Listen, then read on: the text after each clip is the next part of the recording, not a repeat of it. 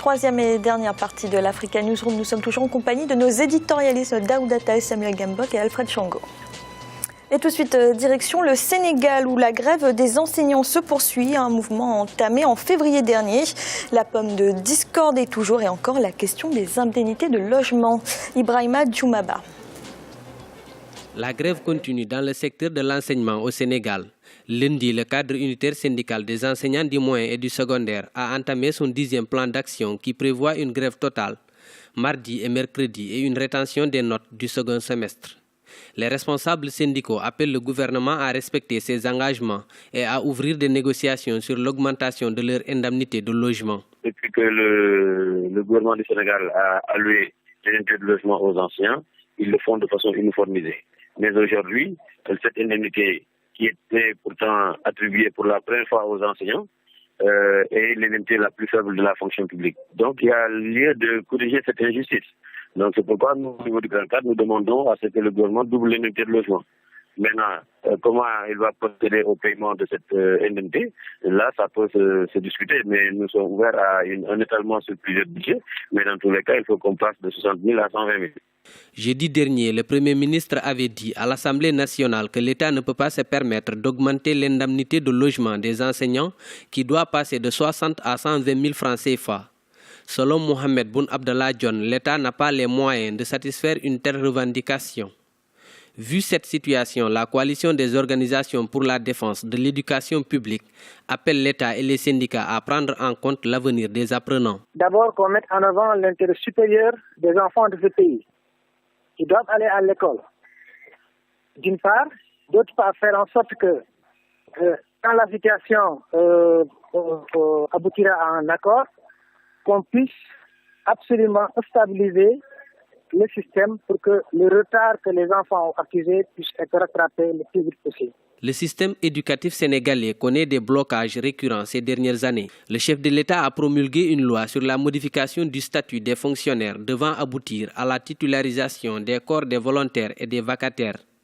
Il a récemment déclaré que les enseignants ne doivent pas prendre l'école en otage, car le secteur reçoit plus de 347 milliards de francs CFA avant d'en appeler à leur citoyenneté pour mettre fin à la crise. Daouda, encore une nouvelle grève dans l'enseignement au Sénégal. Comment expliquer ces mouvements récurrents ? Ces mouvements récurrents sont là depuis un moment et ça s'explique par le fait qu'aujourd'hui, avec un nouveau plan qui est le plan Sénégal émergent, à mon avis, chaque catégorie socio-professionnelle veut aussi sa part du gâteau. Étant donné que de toute façon, les revendications ne datent pas d'aujourd'hui, effectivement. Maintenant, quand le nouveau gouvernement de Macky Sall, le président est arrivé, il y a eu une synthèse de différents accords qui ont été signés entre l'État et les enseignants. Et l'État s'est engagé en faisant une synthèse, en fait, pour y voir plus clair, mais s'est engagé à résoudre ces problèmes. Donc, en fait, les enseignants veulent que l'État respecte son engagement. Or, là, il s'agit d'une question budgétaire, parce que c'est pas un problème ponctuel qu'il faut résoudre, la hausse des indemnités. Effectivement, la vie est devenue beaucoup plus chère. Hein. On se loge plus, la cherté de la vie, du logement à Dakar et dans les régions, etc. Ça justifie ces revendications, effectivement. Donc c'est légitime. Maintenant, ce que l'État dit, c'est que l'État n'a pas forcément les moyens, parce qu'il faut inscrire cette augmentation dans le cadre du budget. Et ça va sans doute creuser le déficit budgétaire, qui est aujourd'hui quand même relativement important, mais ça va le creuser davantage et les enseignants ne comprennent... Bon, les arguments de l'État sont forcément légitimes aussi quelque part, mais les revendications des salariés sont légitimes. Donc en fait, il faudrait arriver à un accord. Mais le problème, c'est aussi un problème de communication au niveau à mon avis, au niveau de l'appareil gouvernemental, parce que quand on veut que les syndicats abandonnent leurs revendications pour sauver l'année, c'est pas juste par fibre patriotique qu'ils vont le faire. Il faudra vraiment inscrire, en tout cas faire un agenda de résolution de ce problème. Mais l'équation, elle est là. Est-ce qu'on inscrit ces milliards pour augmenter les indemnités des enseignants en creusant le déficit budgétaire ou pas. Maintenant, les enseignants voient aussi que le président annonce des milliards dans des tournées dans des régions nord, sud, centre. Et eux, ils se disent sans doute, il y a de l'argent. Donc on ne peut pas comprendre que l'État dise qu'il n'y a pas d'argent. Or, il y a un plan très ambitieux quand même qui va être financé, mais c'est un problème d'équilibre budgétaire. Il faut que l'État réponde aux revendications, effectivement. Samuel, comprenez-vous ce mouvement qui s'éternise parce qu'on voit que les élèves sont pris en otage pendant ce temps? Oui, la légitimité de ces revendications est clairement établie. Simplement, il faut un peu de responsabilité de part et d'autre, à la fois auprès des instituteurs, mais aussi de la part du gouvernement. Je pense que Daouda parlait du plan de l'émergence du Sénégal, mais ce plan s'exprime en termes de potentialité, en termes de projection. Ces moyens ne sont pas en ce moment sur la table du gouvernement. Ce sont des moyens qui doivent être mobilisés au fil des années. Ce que je regrette, c'est que les instituteurs ne puissent pas aussi comprendre les contraintes budgétaires auxquelles fait face le gouvernement. Et je suis d'accord avec Daouda quand il parle de problèmes de communication. Je pense qu'il faut une solution consensuelle et pour cela, il faut développer une communication gouvernementale responsable. Merci. Dans l'actualité également, le secteur pétrolier est en plein essor au Cameroun et ce notamment depuis la libéralisation de l'aval de ce secteur en 2000. Une quinzaine de distributeurs nationaux font face à 3 multinationales et malgré la chute du prix du pétrole, le secteur reste compétitif. Idelette Mirabel-Bissou. Au Cameroun, le secteur des hydrocarbures représente un peu plus de 30% des recettes de l'État et 5,2% du produit intérieur brut. Mais ce domaine d'activité souffre d'un déficit de ressources humaines qualifiées. Depuis la libéralisation du secteur au Cameroun, les stations-service nationales sont sorties de terre à côté des grandes firmes internationales déjà implantées dans le pays. Parmi celles-ci, Petrolex avec à son compte une quinzaine de stations-service à travers le pays. Cette ouverture contribue à la création d'emplois dans un pays où le taux de chômage est estimé à 4% selon les chiffres de 2013. La libéralisation du secteur pétrolier au Cameroun date du début des années 2000. Et au départ, il n'y avait que les multinationales, les filiales des multinationales qui opéraient au Cameroun. Et il y a eu la volonté du gouvernement camerounais et des institutions de Bretton House de libéraliser le secteur pétrolier, ce qui a permis l'entrée des nationaux dans ce secteur stratégique. Et aujourd'hui, il y a plusieurs nationaux qui opèrent. Depuis le mois de juin 2014, le baril de pétrole a perdu près de 50% de sa valeur, un plongeon dû essentiellement à un déséquilibre entre l'offre et la demande mondiale. Pourtant, au Cameroun, le secteur des hydrocarbures n'a pas connu de perturbations. Les prix à la distribution n'ont pas changé au Cameroun, malgré la chute du prix du baril sur le marché international. Pourquoi? Parce que le gouvernement n'a pas souhaité toucher à la structure de prix, parce que par le passé, le gouvernement a beaucoup subventionné le prix à la pompe et le gouvernement pense qu'il est normal que si les prix ont baissé, que ça aide les pouvoirs publics et des sociétés comme Sonara qui ont beaucoup approvisionné le Cameroun quand les prix étaient très hauts. Donc il y a une sorte de régulation qui opère en ce moment et qui n'autorise pas, selon le gouvernement, une baisse des prix à la pompe. Depuis la libéralisation du secteur des hydrocarbures au Cameroun, les nationaux s'intéressent de plus en plus à la distribution des produits pétroliers. Le nombre de stations-service appartenant aux exploitants camerounais s'élève à plus de 170 sur l'étendue du territoire national. Comme Petrolex, ces nationaux envisagent de s'implanter dans d'autres pays de la sous-région. Alfred, on peut clairement relier libéralisation de l'aval de ce secteur, donc distribution, etc., à l'essor de ce secteur pétrolier?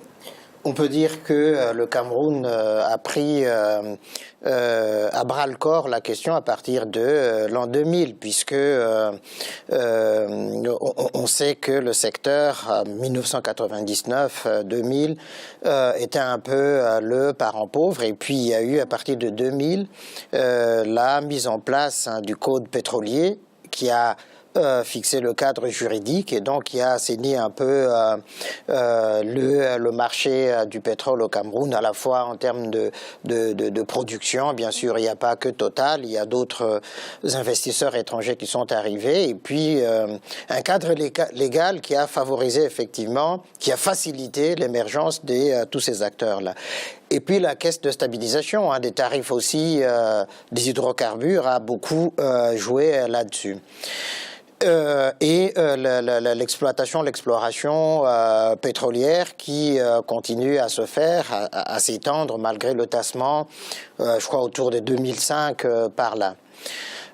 Aujourd'hui, effectivement, la situation juridique assainie permet effectivement à un certain nombre d'opérateurs à la fois nationaux et internationaux de pouvoir investir et en espérant justement ce retour sur investissement, et je pense effectivement c'est ça qui joue à ce niveau-là.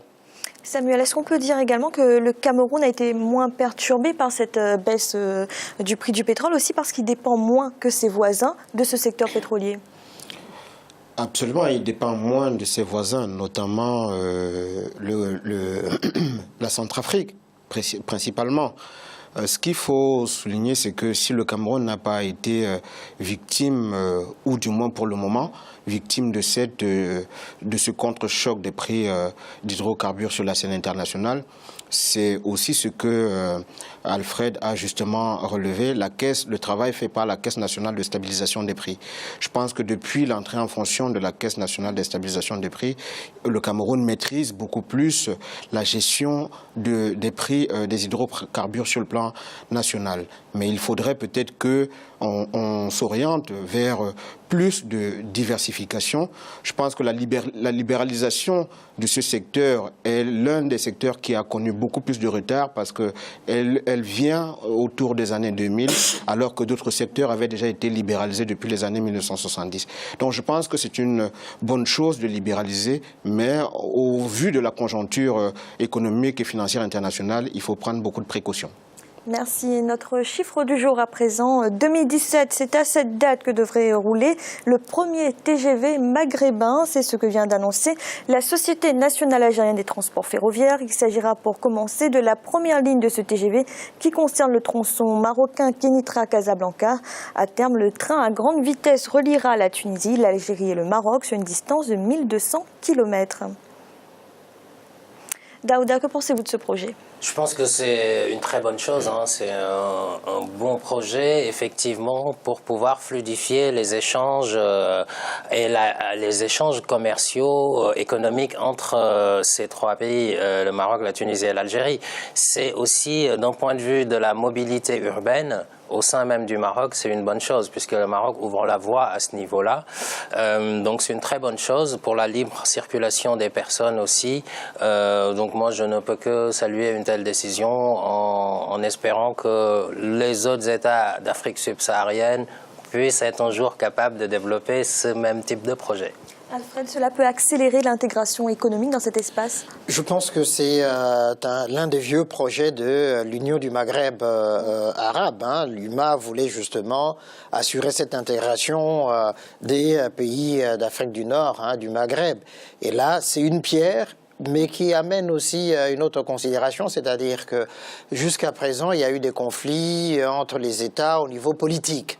Des bisbilles entre le Maroc et puis l'Algérie, mais là, on prend finalement la bonne direction, la bonne voie, en construisant ce chemin de fer qui rapproche, au lieu justement qu'on soit dans la séparation aujourd'hui autour d'un certain nombre de questions politiques. Donc, c'est une très très bonne initiative, pourvu que ça aille jusqu'au bout. C'est ça, parce que ça nécessite beaucoup d'argent, il faut mobiliser beaucoup d'argent, des techniciens, etc., pour qu'on y arrive. Mais 2017, c'est demain. Donc, on sera au rendez-vous, on attend. Samuel, une réaction rapide sur ce projet. Oui, je partage pleinement les avis de Daouda et Alfred. Ce que Alfred relève en ce qui concerne le pilotage politique de l'intégration politique dans le Maghreb reste une problématique intéressante parce que je pense que jusqu'aujourd'hui, les querelles entre les États restent de mise. L'Algérie et le Maroc ne sont pas toujours d'accord sur la situation dans le Sahara occidental et je pense que ce pilotage politique devra être à la hauteur de ces avancées en termes d'intégration économique. Merci messieurs, c'est à présent la fin de cette émission. Demain, retrouvez le 3e volet de cette semaine consacré au spectacle vivant. Daouda, merci d'avoir été là. Merci Fanny, c'était un grand plaisir et bonsoir à toutes et à tous. Samuel, merci également. Merci Fanny, bonsoir. Et Alfred, merci. Merci beaucoup Fanny, ça a été une joie immense de vous retrouver. Et puis à mes très chères téléspectatrices, je dis aussi merci de leur accueil. Et merci à vous de nous avoir suivis. À bientôt dans l'Africa Newsroom.